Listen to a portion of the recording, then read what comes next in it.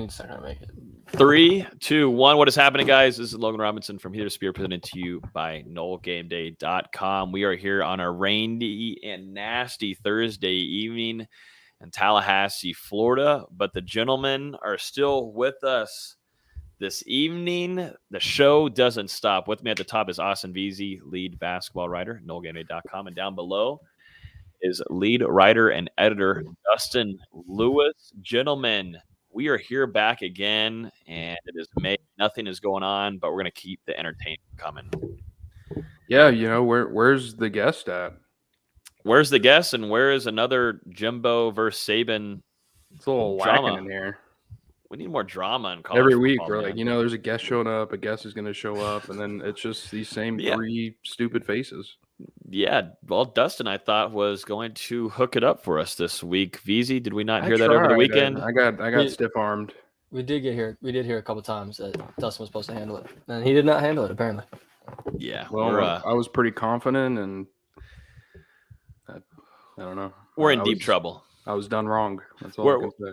We're in deep trouble, but we are in the works of fixing that. So I promise you that we're going to try to find some people. Maybe they just don't want to hang out with us. I do think they do. We just got to figure out schedules. But it's that bad of a podcast, huh?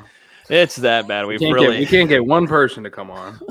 we can't even get our own normal co-host at this point. Dang, poor Nate, man. Poor Nate gets mixed out. But yeah, we're in some trouble right now, but that's okay. We're just going to have to go find Carlos. Someone call Carlos and get him on. We got to talk 2013 again for the 18th time. Anyways, we have a little bit to talk about. Florida State landed a offensive lineman transfer from Charlotte. We'll talk about Dimitri Emmanuel and our thoughts on that pickup for Alex Atkins and Mike Norvell's offense. We'll talk a couple offers here, including a potential offer here from JUCO offensive lineman Mekhi Lee that we got to talk with earlier this week. We also got some offers on the quarterback side with Brock Glenn and Ricky Collins, two 2023 quarterbacks. As we know, Florida State currently has a talented quarterback already on its in the fold with Chris Parson. So that will be a discussion that we'll be having tonight. And then we'll finish it off with a little bit of the latest on the NFL side with some Noles. And we're going to talk 3 defensive players with a chance to break out in 2022.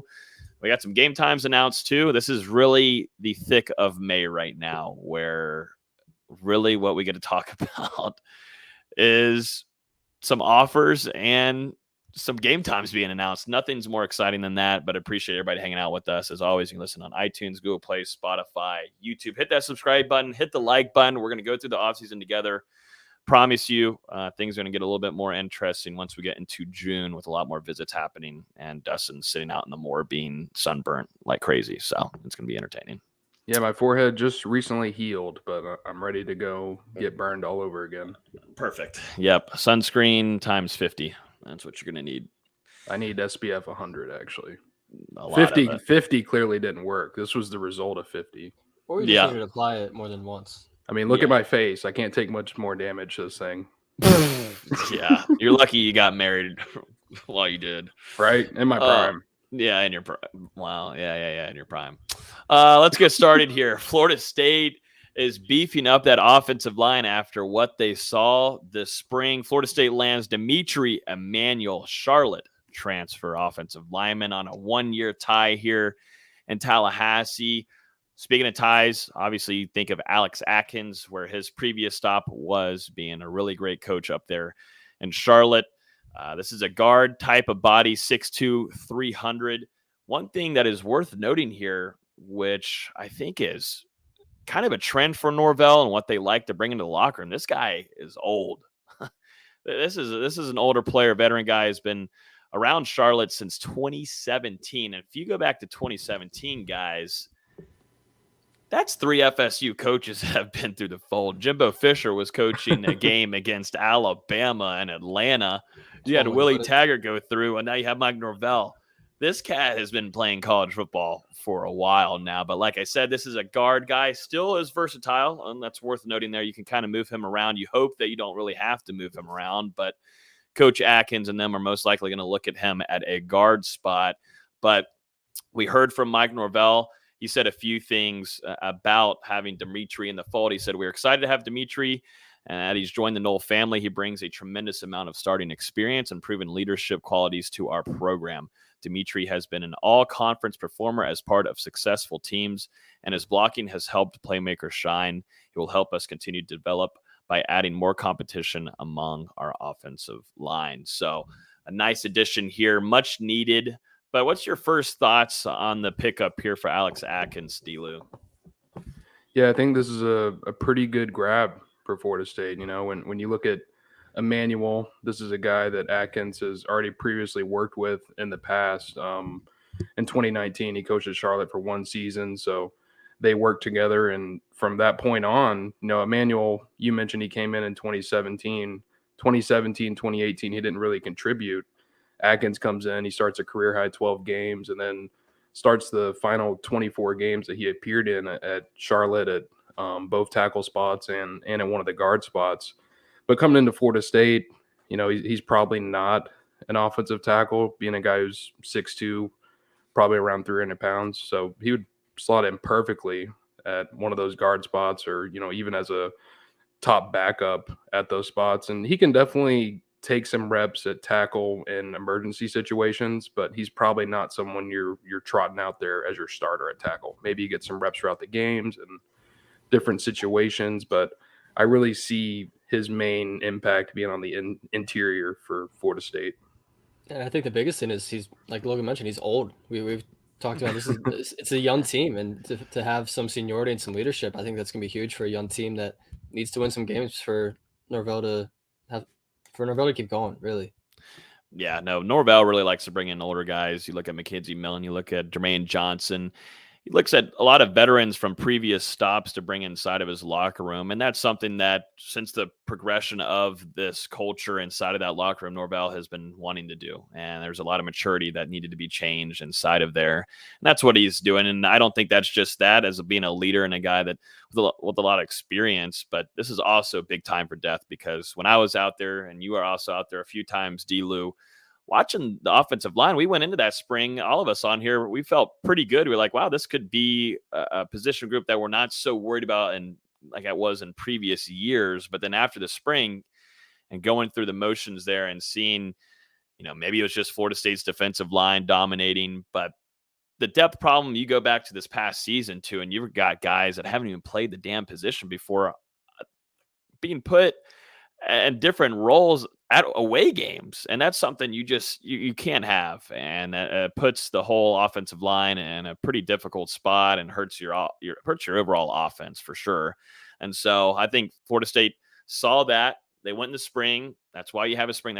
Thank God there is a spring, because they're able to learn that's just not going to work. We got to have more beef. We got to add more guys in there. And I'll be honest, it didn't look great. I mean, you still got your starting guys in there. Some guys a little still dinged up, and guys weren't fully healthy, full throttle throughout the spring. But still, I mean, I think you feel pretty good. You feel maybe strong about your starter group. But if someone drops down, you're in some trouble. But this is where Emmanuel can come in and either take a spot. He could start if need be, but he can fill in the void there with some really good experience in the college level. Yeah, you pretty much nailed it on the head. Last year, when Florida State lost someone in that starting group, the offensive line just fell apart. You know, we saw it a couple times as that unit dealt with injuries. And same thing this spring. You're feeling pretty comfortable with those top five guys. You know, you've got 5 or 6 guys that you really like. Robert Scott, Dylan Gibbons, Maurice Smith, Caden Lyles, Darius Washington, and Bless Harris. Now you add Emmanuel to that. So you have 7 guys that you should feel pretty comfortable working with in the fall. And then the hope is maybe someone like Lloyd Willis, Rod Orr, Thomas Schrader, the light turns on there for one of those guys, and you can have 8 or 9 potential contributors. And, you know, injuries are just a thing that's going to happen in football, especially up front on the offensive line where those guys are getting after it every single play. So you've got to have a nice little buildup of depth behind them to be able to supplement those eventual injuries. Yeah, and going back to a little bit, some background here on Dimitri. He's from originally North Carolina. He started 25 total games. He had a consecutive 24 starts, which I got to go ahead and put that right there right now. I mean, for that coming in and looking back at Florida State's stable of offensive linemen being able to play just a consistent season alone and not being hurt, I'll take that right there for me. A guy that can stay healthy throughout a season, multiple season. This is a guy that's just coming in on a 1-year deal, but just the factor of him being able to stay healthy and play is big. But like we talked about earlier, he can be moved around if need be. And I don't think that's what Florida State necessarily wants to rely on. But during his time at Charlotte, played a little bit of left tackle, right tackle, and left guard up there for the 49ers. He started all 7 games, played in 2021 with 5 starts at left guard and 2 starts at right tackle. So he can be shifted around and understands maybe what package he's going to be put into. And, I think the ties with Alex Atkins helps a lot here. And Florida State's, I think, emphasis is going to be on that run game a lot this upcoming season. I know that they brought in a lot of transfers at wide receiver, and I do think there's some guys with some playmaking abilities. This room is a lot better than it was last year looking at it.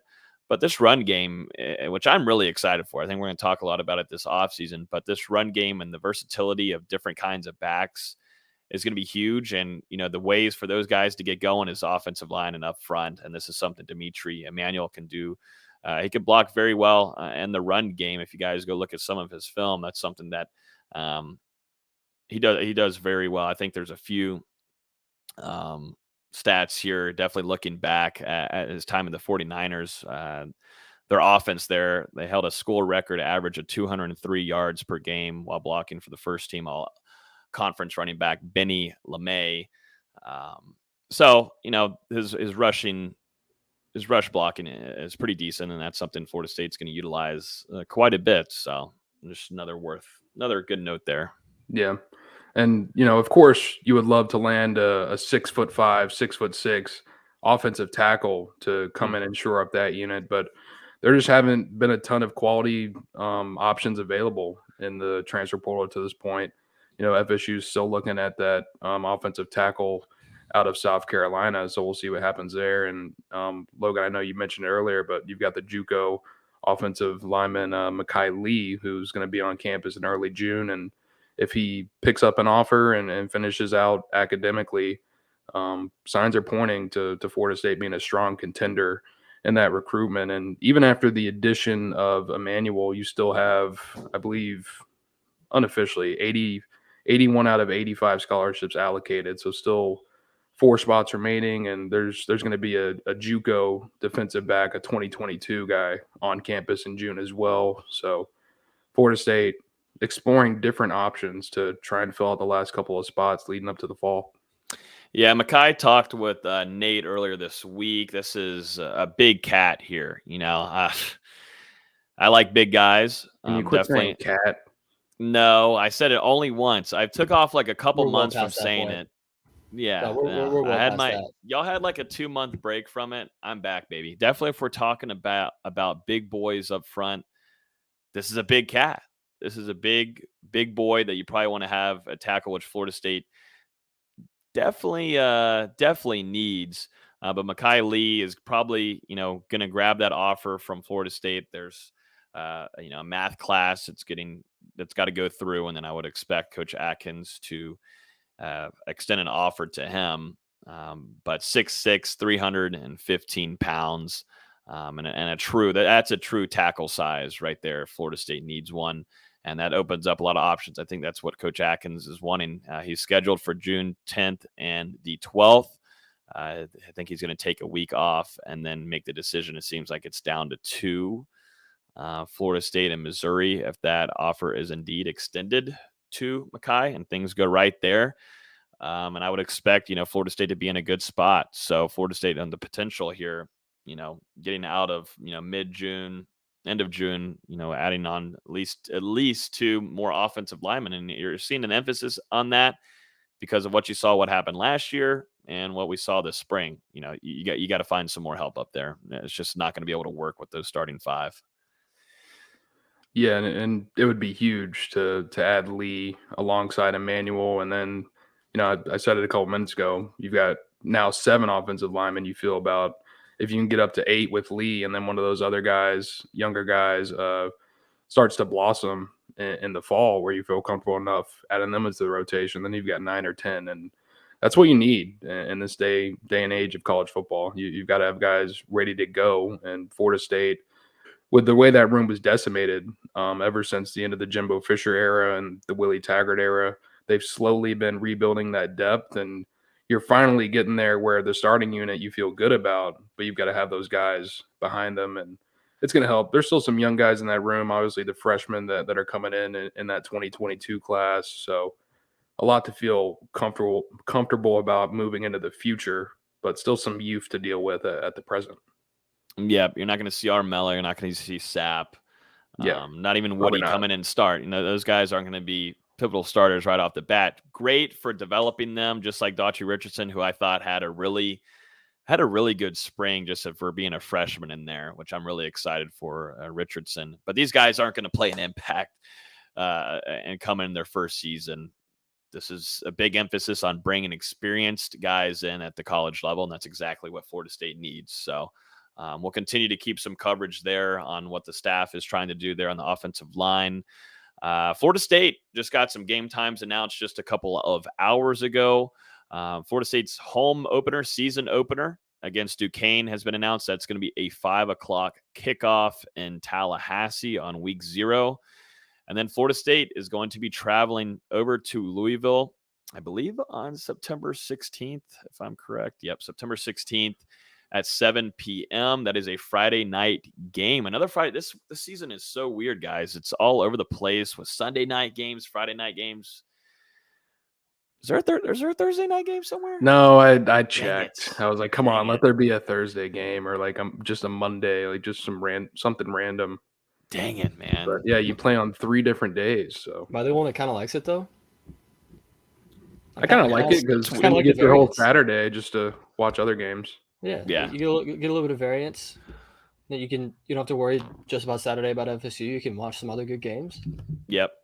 Oh yeah. No, it took me a little bit. I'll be honest. Probably like a lot of other Florida State fans, watching that Florida game be on a Friday night, and it took me a minute. I'm like, oh man, come on, it can't be a Saturday. But then I'm like, that won't be too bad. Going into Doak Friday night, then Saturday having a clean slate of nothing to do afterwards. Really, I think It'll be bad. It'll be bad for Austin because that's Black Friday. It's gonna be miserable. Shoes are going off the shelves, buddy. Shoes are going off the shelves. Listen, man, something's got to sell. Hey, no, he's probably going to be making bank, so might as well be me. I wouldn't be complaining then. Nope, exactly. No, but those games got announced. So the season opener is going to kick off at 5. No reason to even dive into this at all. It's a Duquesne, but you know what? Are you sure? I was about to say, what we've experienced. Yeah, I had a conversation with my dad at dinner tonight. I've been studying some film over the last couple weeks. It is kind of crazy that we already know. We already know a third of the schedule times, and it's May. Yeah, because normally you're waiting until sometimes the week of. Yeah. Well, sometimes you're waiting until the week of to get the game time. You don't know if it's going to be at 12 or 3:30. They've got their different flex times and stuff. Yeah, for some games. That, especially if FSU is a lot better than people expect, and going down to Miami, that could be an 8 o'clock game if both teams are relevant enough. I hope not. Oh man, it's not going to happen. Optimism. We can wish for it. Right, optimism, baby. We're going to go into New Orleans. We're going to see Florida State. They're going to win that first game, and we're going to be just all optimism when we get in New Orleans. I will say that is a good spot, though, Dustin, to be if we're down there and if Florida State does lose. We are in a good spot with a lot of liquor and a lot of partying, so that is perfect for. I'm hitting the roulette table, so you'll know before Sunday if Florida State's going to win or not, depending on how. So if Florida State loses, you also lose all your money too, right? You just add on to it. Well, yeah, I got to go win a lot of money at roulette and then go place a giant bet on Florida State money line, obviously, because they're the underdog, and rake it in. Rake it, baby. VZ, you said you don't know if you're coming down to New Orleans? Yeah, I don't know yet. It's expensive. It is. My dad was talking about it. It's an expensive flight from Charlotte to New Orleans for some reason. And it's a little tricky. But we'll see. Drive it I out. would love to. I love New Orleans. Great food city. Arguably the best food city. Wow. I know it's a strong claim, but it's a fun city. I've been there a few times and want to go back, but I don't know if it could be this time. Yeah, I'm looking forward to it. I love how we're supposed to talk Duquesne and Louisville, but I honestly don't. Who I couldn't give two cares about flying Duquesne? F's right now. All I care about is New Orleans and drinking. I'll be honest with you, and some good food. No more than 10 people knew who Duquesne was before the schedule was announced. All I'm saying is FSU lost to the last FCS team they played, and Oh, here we go. they've lost the last 2 years at Louisville. So We've got to start taking diving it in. seriously, bud. We got to get a guest on from Duquesne whenever that week 0 is coming. Boys, we got to hope you know we starting a week early. We got a short off season. Tough. We're on here every week anyway. Well, that is true. Well, I'm talking about like work. Like we're having to go to the stadium and stuff. You don't really do it. Yeah, you don't really do it. Yeah, you don't really work. Quashawn Sapp, Jay's worried. Dustin, should Jay be worried about Quashawn Sapp arriving in Tallahassee? He should be. What's today? Today's Thursday. I traded messages with him a week or 2 weeks ago, and he said that he would be arriving in Tallahassee on May 28th. So looks like Saturday he'll be here to finalize the enrollment process and get all moved in. And Jarrell Powers is already on campus. Not quite sure about Jalen Early or Julian Armella at this time, but both of them are set and ready to go. They'll be here shortly as well, either by the end of this month or early June. Okay, good sign. I know we're keeping an eye out for everybody, including Dustin Hill, right? And Woody.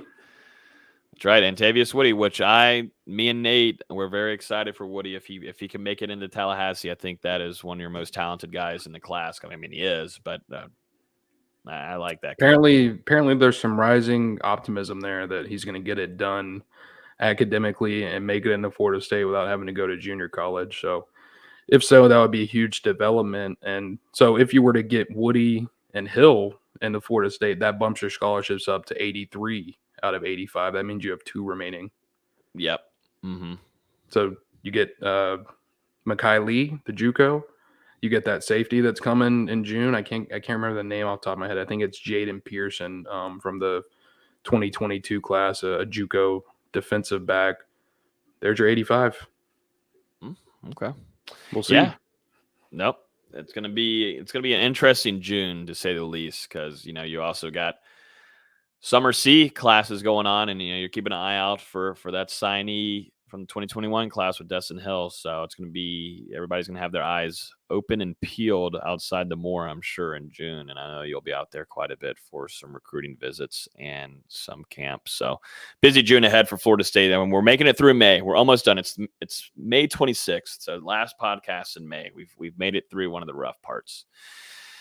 Florida State is not done in the 2023 quarterback room. And we've got the latest there. Florida State extends offers on the same day to Brock Glenn and Ricky Collins, Ricky Collins is actually a Big Ten commit to Purdue right now. Brock Glenn previously was competing in Nashville with 2023 quarterback commit Chris Parson. Ended up actually getting an invite to the Elite 11 finals. A lot going on here because, I think some Florida State fans, they've got Chris Parson, really talented quarterback out of Tennessee, but then maybe some question marks of why are they going after 2 more? It's kind of plain and simple here. Dustin, you might be able to relay that a little bit better to the listeners. Yeah, it may seem like a little bit of surprise to the fans for now Florida State to be pursuing 2 quarterbacks. And from the gate, that was something the staff has kind of been thinking about, just looking at the current state of the room and the 2023 class and the transfer portal and trying to put it all together on deciding which route they want to go down. And, obviously this week they decided to go ahead and pursue 2 quarterbacks in the 2023 class, and it has nothing to do with Chris Parson. From the FSU side, they've expressed that they still love what Chris Parson is going to bring to this program. They love his mentality and they love the potential that he has. And now they just want to add another guy alongside him. So next year, barring, there's always attrition in college football. And Jordan Travis, he's been in college now for 5 years. He could very well leave Florida State after the fall. And you look at Tate Rodemaker, he could possibly leave as well if he wants to get a shot to go and start elsewhere. So then you're down to just AJ Duffy if that scenario was to happen. So it's kind of important, I would say, looking at it from that standpoint, to try and grab 2 signal callers in this class. And Florida State, they're obviously familiar with Brock Glenn. He was on campus in March for an unofficial visit, and they've kind of kept up the communication a little bit since then, just in case they were to decide to go and take 2 quarterbacks. And that happened earlier this week. They extended the offer, and Brock Glenn as well as Collins are both expected to be on campus in June. Yep. So the big thing here, I know everybody was freaking out in the Discord on Twitter, like, what is this going to do to Chris Parson? It seems like Florida State has been pretty communicative, with Parson, letting him know, this is what the game plan is, now with going after with 2 more quarterbacks. And I think that's just the overall smart thing to do. I don't think, we luckily have been, close throughout the recruitment of Parson. I don't think he's scared of any kind of competition. It's just how Florida State wants to do it in this class and bring in some depth, which is much needed right now. I'm worried about Florida State's quarterback room. I am absolutely worried about it heading into this upcoming season. I'll be honest. Sadly, 2023 class ain't going to help with it at all with this upcoming season. But that's just because there was no good game planning there, in my opinion. You also lost some commitments too that you were supposed to grab.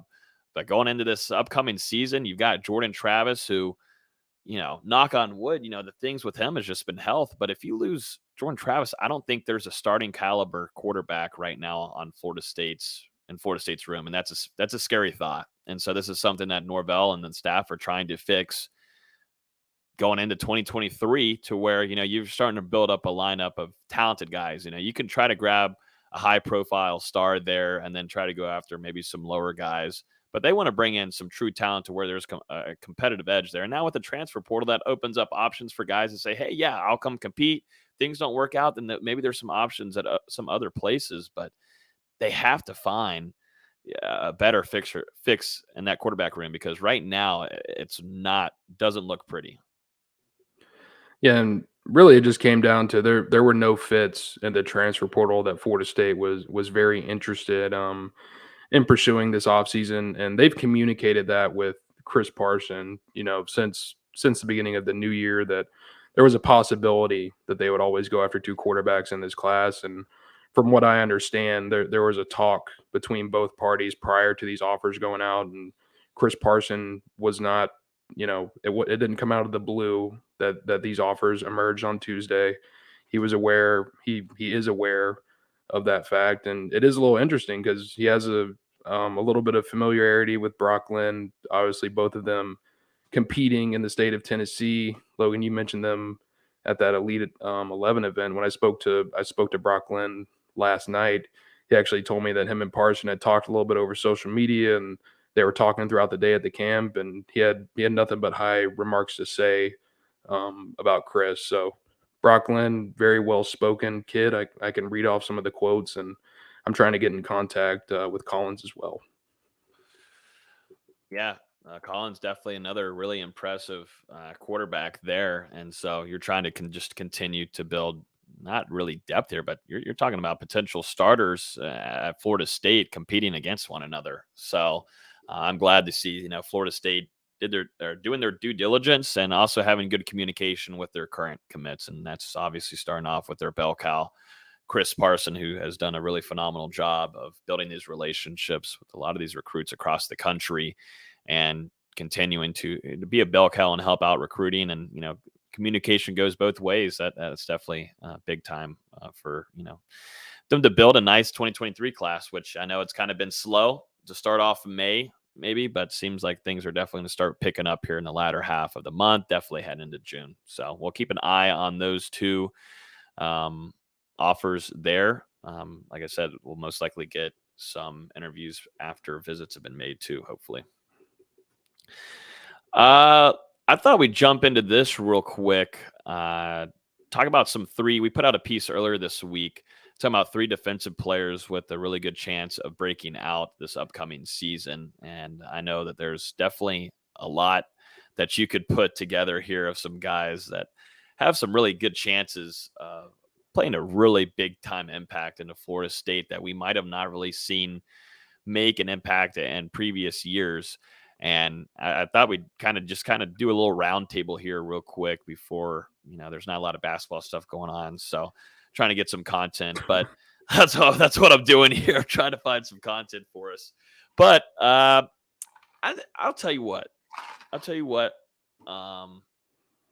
if I were to pick someone right now, at least from looking at the spring, who's going to break out and be a star on defense, who do you think I'm going to go with? McClendon.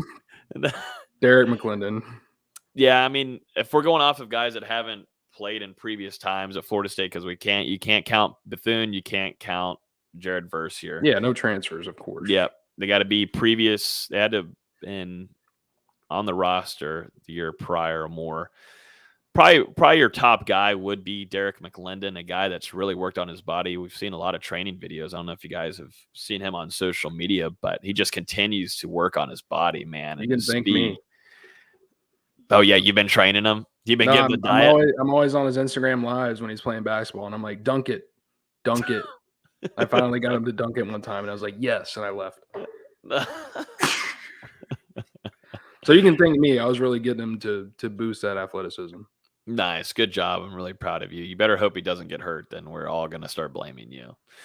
But yeah, no, I'm definitely excited for Derek McClendon. I think he's a breakout star and the works because he's going to be a starter this upcoming season. What we saw in the spring.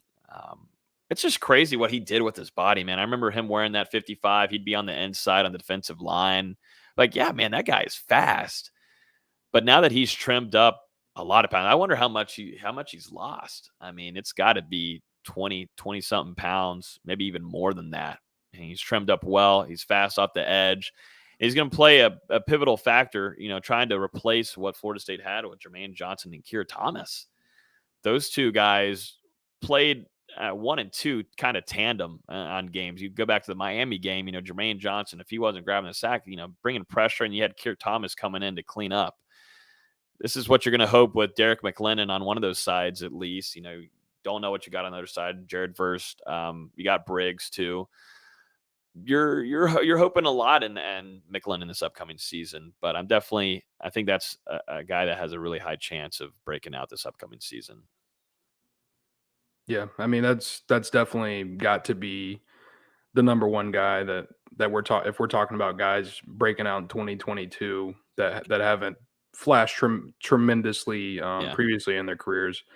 It's got to be him because he's just taken so many steps forward physically this offseason, and his confidence has come a long way as his skills have improved. And yeah, I really do think he's in line for a pretty solid season this upcoming year.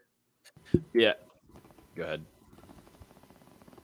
I was gonna say another guy on the defensive line to watch, maybe a Jarrett Jackson type, a guy that's a rotational defensive tackle who showed some moments last year, but only ended up with 10 tackles. We saw him step up, especially as a leader, but I think in stepping up statistically this season, he's gonna be a big part of that defensive line rotation that, can generate some pass rush when needed. Yeah. Who did you just say? Did you say Briggs? Jared Jackson. Oh man, I didn't even hear what you said. I didn't even hear what you said, and I was about to go in on Jared. I feel like you've got to put Jarrett Jackson and Malcolm Ray in the same combo. I was going to say that same Malcolm Ray discussion as well. Well, they're going to be a tandem together. You're going to give Robert Cooper and Fabian Lovett some time off the field. You're probably going to be plugging those two guys into a package, which that's a nice package to have if you're going to replace Fabian Lovett and Robert Cooper with Malcolm Ray, who we saw have some flashes last year. It wasn't really a breakout, but we saw some nice plays from him. And then, we know what we kind of got there with Jared Jackson. I'll say Jared Jackson had a really good spring. And I don't think a lot of people were really noticing that as much, but I thought he came into camp with, a mission. He's not going to start over Fabian Lovett. He's not going to start over Robert Cooper. Those guys are NFL products right now. And he's not going to start over them, but he's going to have, I think, a really good season. And I really liked what I saw from Jared Jackson. Like VZ said, the leadership role, seen that a lot this spring, and that's something that you learn right off the bat from your coach Odell Higgins. That's just who he is. He's a veteran guy, and he coaches that unit very well, and goes on to develop them into becoming long 10-year defensive lineman in the NFL. But Jared Jackson, I think, is another great pick here if we're looking for some guys maybe under the covers that you're not maybe thinking of too much, because we could probably name some guys like Marion Cooper. We saw those flashes. Got to see a national television against Clemson, who I think definitely he's gonna be a guy that's gonna be a starter heading into 2022. That's another cat. If you're looking at a defensive back, that has a really high chance. Yeah, and in the same vein of putting those two defensive linemen in the same conversation, you've got to talk about Marion Cooper and Kevin Knowles together. Two outstanding true freshmen who, at least in Cooper's case, Cooper came in the summer. Knowles was an early enrollee. So looking at what Cooper did, breaking into the rotation after getting in late, extremely impressive. And then Knowles as well. He was already making flashes last year during spring practice. We were starting to hear his name, got an interception in the spring game. And then you see it as the season starts to go on, both of those guys getting into lineup, getting interceptions, making plays in the right moments, in big moments. In Cooper's case, like you mentioned, Clemson also had a outstanding game against Miami. So both of those guys, still extremely youthful, but there's a ton of talent there. And Florida State, you've got your experience at safety, but you've got to love the youth and potential that you have at cornerback. Mm-hmm. Marcus is going ahead and throwing in his pick and saying Akeem Dent here. And I think, he's kind of he almost had it his freshman year. If he would have taken down those damn picks, he would have been a breakout player out of everybody. He would have been MVP of the damn season. But Dent, out of probably defensive players, probably him and Verse had the best spring. The coaching staff absolutely loved what they saw from Akeem Dent this spring. Absolutely killed it with multiple takeaways in both scrimmages, and was just a star during the practices. And watching him battle, there was definitely a big time switch from him. So if we were able to put Dent into that breakout, I would definitely name him. If he's a candidate to be a breakout star, he's just a veteran guy. He's made plays a few times. The biggest thing, if he's going to break out, it's got to be a consistent basis for him. And there's a really high chance that could happen, looking at what he did during the spring. So I think there are definitely some names to keep an eye out for to break out. I'm trying to think if there's anyone else that hasn't. Well, yeah. What do we think if Jamie Robinson and Akeem Dent didn't have those starting safety spots locked down, I would go with what was Sydney. that? That was my dog, bro. That was a dog? That was not a dog. That was not a dog. He coughed. No, he didn't. No shot. You're talking to yourself. You want me to lift him up? No, I don't know if that was a dog down there, VZ. It's a dog right there, bro. That was not a dog that made that noise. Say excuse me, please. If Dent and Jamie Robinson didn't have those spots locked down, I would go with Sidney Williams for sure, because really like what I saw from him last year. I know he was banged up with injuries a little bit, but when he was in that lineup and you had him and Robinson together, the combination of them coming downhill to stop the run was pretty impressive to watch at that time. So there's a lot of potential with that unit. Yeah. A lot of people in the comments, and also our guy Charleston, who did a great job on this article, put in Sam McCall, true freshman defensive back. And, I thought, had a really good spring too. Just depends on how much playing time he's going to get. But I do think he is going to get some PT this upcoming season. There is a dog in your hand now, D-Lou. It's licking its lips. You don't have peanut butter on you, do you? You don't have any peanut butter on you, do you? Just because you have a dog in your room doesn't mean it was the one that made the noise. Not on my fingers.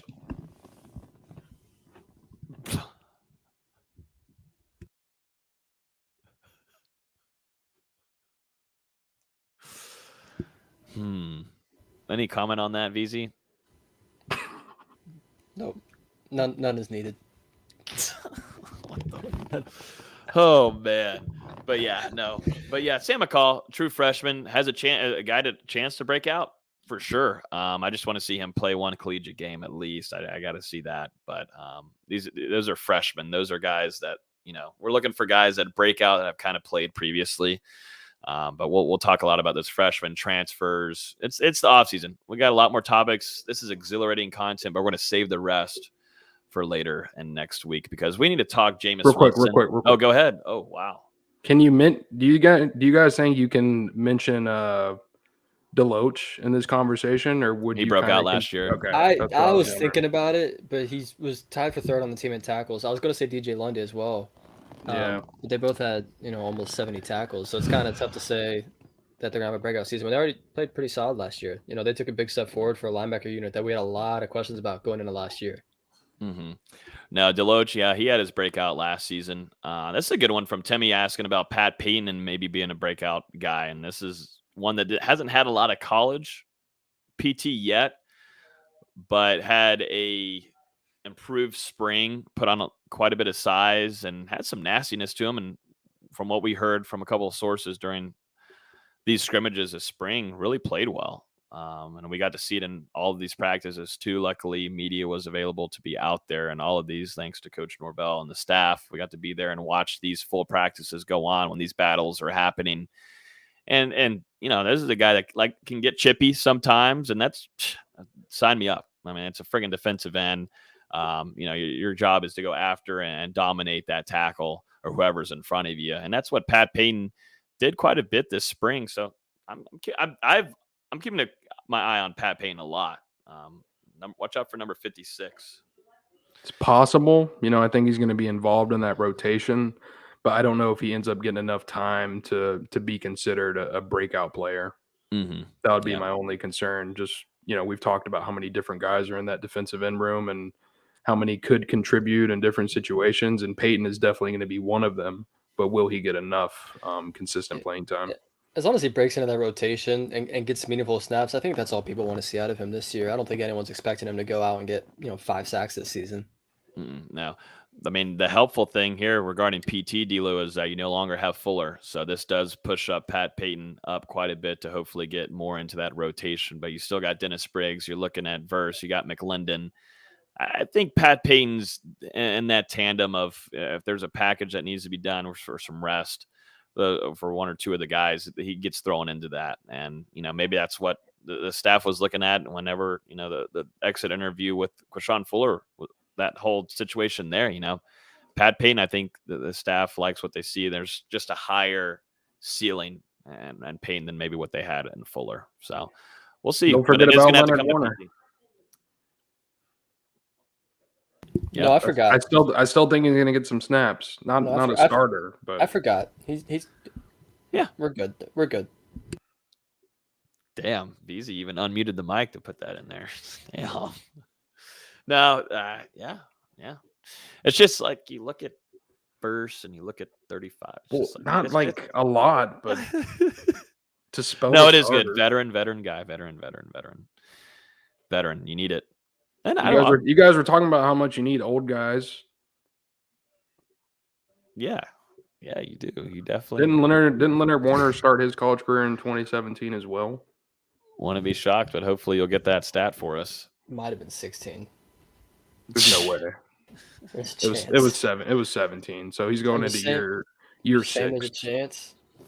Almost as many as me. Yeah, he was 2017. He was a 4-star? Oh my god. What happened? Picked Florida State over Georgia, boys. Yeah. I can't believe he was a 4-star. That's embarrassing. Well, imagine he comes in under one head coach. Then his next year, he's got a new head coach here. And then a year and a half later after that, he's got another head coach. So kind of screws up the developmental process. And he had the same amount of defensive coordinators in that time as well and got moved around from position to position. So just an unlucky draw, I feel like.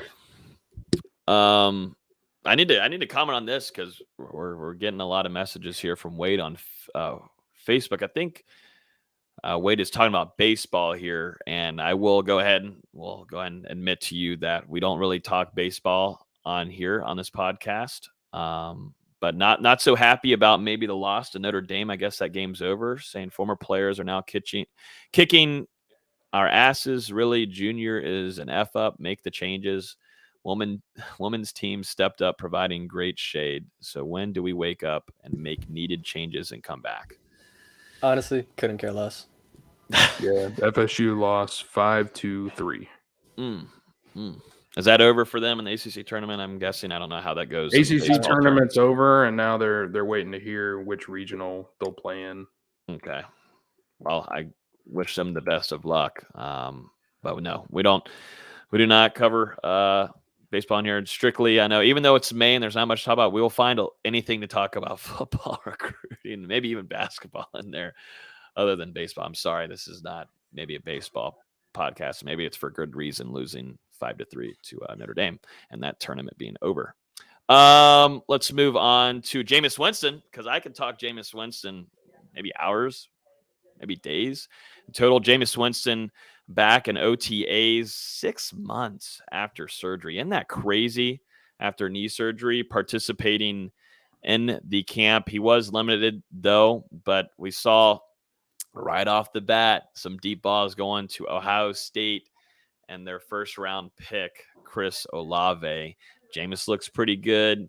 It's a first friggin' day, so there's not much more we can say about it, but just good to see Jameis back working, man. And that's just how he is, his mentality. We knew he'd come back and his recovery would be pretty fast. And we kind of said that right after his injury, whenever he was facing the Bucks. Like, this is a guy, if you're going to have someone come back and have the mentality to compete and work on himself and get back as stronger and better and faster, that's probably Jameis Winston. But really good to see him back and now participating as much as he can in OTAs.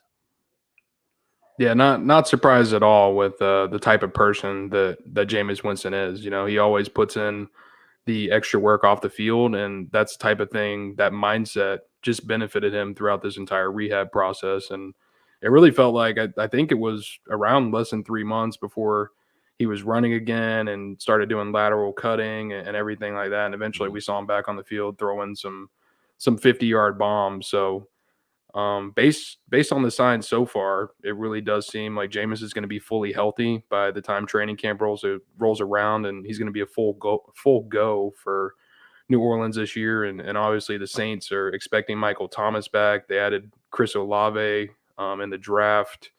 They drafted a new tackle for Jameis to replace Teron Armstead, and you still got Alvin Kamara. So a pretty potent Saints offense, I would say, going into the season. And Jameis, he already had a 14-3 touchdown interception ratio last season before going down with that injury, and now he just has even more weapons to work with. I mean, we're seeing a lot with injuries recently, though, about how quick guys can recover. We talked about it with Cam Akers coming back from his Achilles last year. We're seeing it with Deontay Green coming into the basketball team, who tore his ACL in December, and it's looking like he's going to be ready by October. You know, guys are just getting healthier faster, and, you know, part of it's obviously, you know, medical evolution, but also part of it's just these guys' mindsets are just getting better and better, and they're, especially a guy like Jameis, you know, he's not going to back down from anything.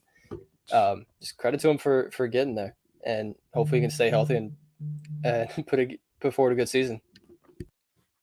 Yeah, no, absolutely. And like you said, D-Lou, I mean, the Saints are doing what they need to do with Jameis. You know, you've got a high-profile guy that can pass the ball, and it seems like he's worked himself quite a bit, working with Sean Payton during his time there on fixing a lot of his mistakes, and they're starting to build around him. You know, this is a 2-year deal for Jameis. He got paid very well.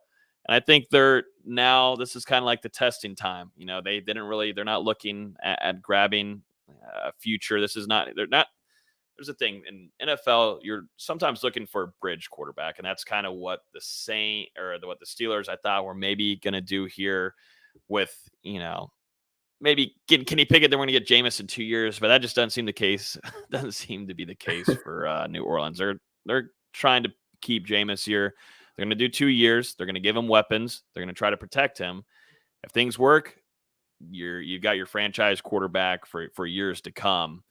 But if things don't work out, then they just don't work out. But you can see here Jameis throwing to first-round pick, really talented wide receiver Chris Olave, which I can't wait. That connection there is going to be fun to watch because, you know, Chris Olave in Ohio State was already let alone fun. But with Jameis passing attack, his deep ball, It just seems like a match made in heaven type thing, doesn't it? I mean, Jameis it's gonna be pretty fun to watch the Saints this upcoming season.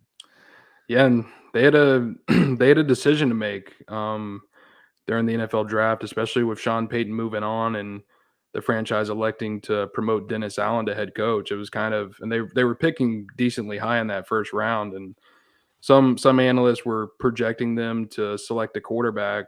So it was really, is the new regime going to stick with Jameis Winston, or are they going to want to bring in a guy of their own? But I think it helped that Allen had already been with the franchise, and Saints get on the clock, and instead of going for a QB, they add some more weapons for Jameis, and you've got that continuity. You've got a lot of guys back on that offense who played together last year, and everyone in that locker room respects what Jameis Winston does. You've seen it with the way they've responded to his injury, and you can tell that Jameis is loved by that franchise and the fan base, and hope it all works out for him when he returns from this injury. But part of it's just that ownership group. They don't want a rebuilding team because they're already going through it with the Pelicans. Just consistently rebuilding. They've finally had a good season towards the end of the year, but they want to be successful. They want to be relevant. So it's not surprised that they at least went with Jameis for at least another year. Because I think of the options that were on the table this year, he gives them the best chance to win this year. Obviously, they could have made a move for Deshaun Watson, and that's different. But I don't think that was really realistic. So I don't think they wanted to give up that many assets. No. And he was just voted number 2. He's the second favorite behind Derrick Henry, which is, I don't know, we talked about this in the production meeting. I don't know. Derrick Henry came back and played in this. Number 2 for what? Comeback player of the year. Oh, okay. The article that you wrote last night at 3 a.m. Deshaun Watson's on that list too. What's he coming back from? Well, just gonna leave that out in the air and just not comment. No, luckily, no. We'll let the comments do that for us. But yeah, no, Jameis looks good. Really, you can see the New Orleans Saints fans rallying behind him too, which is really cool to see. Yeah, I'm looking forward to seeing a couple of those games in person too, and seeing Jameis come back to Tampa Bay. We got a couple of the schedule. We got the schedule announced not too long ago too. So some big time matchups, and for a division that the Saints have been able to dominate for a little while. I know Tom Brady has came in, but the Saints have been able to dominate that matchup for a little while now. So best of luck to Jameis. Jalen is back. Arrived there in Los Angeles for some OTAs along with Derwin James, and that number 3 got Cam Akers, and that number 3. Everything's coming together. Everything. Got Dalvin too a couple weeks ago, showing up to one of their voluntary workouts, and that number 4. It's gonna be a lot of jerseys bought this offseason. Just feels right, doesn't it? Yeah, it does. It's like everything's coming together. It feels like everything is sadly starting to come. But yeah, anything really basketball wise, VZ? Really, the only thing we can talk about is John Goodman or Jeff Goodman. I don't know his name because he pisses me off every time I see his tweets come across my timeline. He tweeted out a list of NBA early draft entries and who was intending to stay on the draft, and John Butler was not on that list, meaning he's still on the fence, at least as of right now, whether he wants to come back, whether he wants to stay in the draft. I had heard a few days ago that he's really thinking about coming back, but maybe some others around him are pushing to stay in the draft. He only has 5 days to decide. The deadline's June 1st. Obviously, it'd be huge if John Butler could come back on next year's team. That team would look a lot better. Just gonna be interesting because we talked about it last week how his first scrimmage game and his athletic testing wasn't that great. His second game was a lot better in that combine. I'd have to pull it up real quick, but I think he had something like 16 points. It was like 4 of 6 from 3. Like he had a great game. So we'll see. I think Florida State wants him back. I wouldn't be surprised if he wants back at this point. We'll see in 5 days. Anthony Polite and Malik Osborne, we're still on that list, so looks like they are gone, which I'm not surprised by. They were elder statesmen, and been in college already for 5 years. Do they really want a sixth year? I'm not surprised. Yeah, don't blame them. They've been here for a while. We've got to keep an eye on John Butler. Then that having him back would be you'd feel a lot better about that next season, 2022, 2023, than him not coming back. It just makes so much sense for both parties, especially after everything that we saw from Butler at the draft combine. I know he had at least one good scrimmage game, but just the overall athletic stuff from him, testing wise, vertical wasn't that great. Came in at 174 pounds or whatever, which would be the second lightest player in the NBA right now. So I don't know. In my opinion, it makes a lot of sense for Butler to come back, continue developing, continue building his frame, display more an enhanced role this season at Florida State. And then next year, you're looking at a potential first-round pick instead of maybe not even being drafted at all right now. Not even just a first-round pick, a guy that could potentially go in the lottery if he can build his frame out, improve that handle, improve his size. That's a guy that's just oozing with potential. If he can just, tap into the thing here and there, and you're talking about a guy that's, a borderline guy to be drafted to a borderline lottery guy. And I don't think that's saying too much. I think he is really that talented. I think a lot of teams are thinking that same thing. There's probably a couple of teams trying to talk him into it, going, oh yeah, we see this potential. If we can convince him to go in the draft, we can pick him at pick 54. We got a guy that we can stash in the G League for a couple of years, and then we have hopefully a really good player. But I think for Butler, it'd be best for him to come back to Tallahassee, and I really hope he does. I really, really hope he does. Would be a nice addition back to Florida State's basketball program. Much needed. I think that practically wraps up everything here.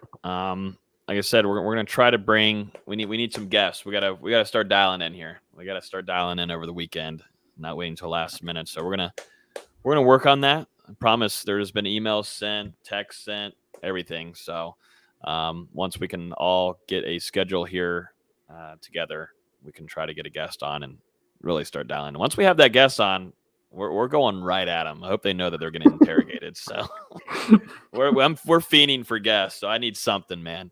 I need some. I'm coming right in. I've got like 10 questions ready. That's just gonna go right into it's not even an interview. It's an interrogation at this point. Yeah, you will answer our questions. Should we also congratulate Trent Forrest for his high school jersey being retired? No. Yeah.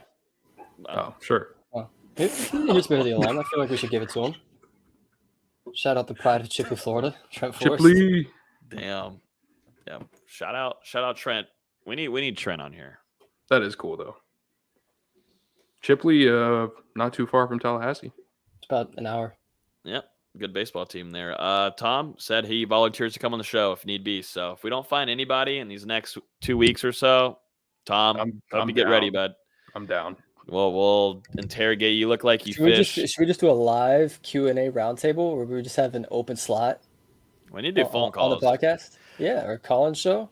Yeah, but we just like yell at him the whole time. Want to do a phone. We're really angry. I do want to do a phone. How do you wear? What the hell is that? Stuff like that. I think it'd be pretty funny. Yeah, just roast each other. Yeah. No, that's what I wonder. Saying once we have the guests, make sure you follow us on Twitter, because usually once we have the guests locked up, I'll put a graphic together and we get it out there on socials. So our Twitter is @HearTheSpear on Twitter. So if we do have a guest, we'll let you guys know ahead of time on there. And also, I'll probably have it already scheduled on YouTube so you guys can put the remind me or whatever, so then you get notified on your phone too. So trust me, once we get the guests, we're going to advertise that as much as possible, because it's kind of just been us for the last couple months and starting to get tired of these guys. Kind of gets old after a while. And I thought like this summer I'd have a little bit more of a break from them and we'd have guests on, but we're kind of just not having any break from one another. So we'll probably kill each other come September. You know what, man? I guarantee within the next month, an FSU assistant coach will come on this podcast. I guarantee it. I'm done. Mic drop.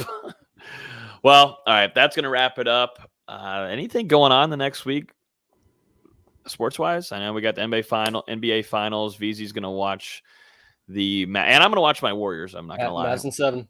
It's not the finals yet. Well, I know 9 and that, 7. but I said we got the finals soon. Well, they do start next. Oh, dude, Wednesday, finals next start Thursday, right? Finals start next Thursday. I ain't gonna be on here, so figure that out. Well, now I'm going to say that the Celtics are going to lose. Well, Wouldn't it be amazing if the Celtics They got to just make lost it this shit? first. yeah. Please stop, because last night, before we end this, let me go on my spiel. Last night, the Celtics go up 3-2 on Miami. It comes up at Boston 90-4 all time when they go up 3-2. I've watched man. three. I've watched 3 of the times they've lost a 3-2 series. Because one of them was 2009. Miami, right? Yep. 2009 Orlando Magic. 2012 Miami Heat, and then 2018 Cleveland Cavaliers. LeBron did it to us twice. So you've already seen it happen to Miami. It could happen with you. Dude, it would just be total pain. And they shouldn't beat them. They Like, I'm should not sitting beat here the ready. I've got my credit card ready to put a finals ticket. If Boston makes the finals, I'm flying to Boston. Like, that was the thing. Like, if Dallas made the finals, I was going to find a way to do a game. I don't care where it was. I'm putting on the credit card. I don't care. It would take a lot of $1,000 for bucks. Dallas, but Logan, I need a What? bonus. This is your personal. This is your goddamn personal money. For work. Goddamn. Yeah. Yeah, I told you to take the Celtics game day gig. Didn't want to take it. Look, now it's come back to bite you. Williams asking, where is Nate? Cooking boneless chicken nuggets. Don't you like this show better without him, though? Let's just be honest a little bit. the real answer is he doesn't get off work in time. No. Yeah. For these early starts. Tough. But no, we're here for you guys. Blink once for yes and twice for no. If the show's better without Nate. I'm just not going to blink. I tried. I'm not going to go through that. All right. We're really entertaining the crowd now. Make sure you hit the like button, hit the subscribe button. Hope everybody enjoys their summer. I know now classes are out practically for everyone and school's out. So prayers to all you parents out there that have to be with the little ones a lot. I also do want to say something too, and I meant to say this before we started the show, but I just wanted it was actually going to be something serious. Not blinking. Oh, he's still not I went a long time there. You have to admit. No, I did want to mention too what happened in Texas and the sad tragedy that happened there, and absolutely still, it messes with everybody's brains too. I got a little brother that's going into first grade now. I was just with him tonight, but it's just a lot of changes that have to happen in this country. We're not going to go on a whole political spiel here, but just thought we'd give kind of our prayers and thoughts to everyone, though it was a victim, and what a just, I don't know, monstrous event that happened earlier this week. It affected me. I mean, it's just it hits hard, man. It hits hard, and this country, it's tough to live in sometimes. Sadly, and it's scary to see what happens in this country and look at other countries. Different numbers, man. Different numbers. Changes got to be made, but just thought I'd kind of mention that out there. I meant to say that before we started, but prayers and thoughts to everybody involved there.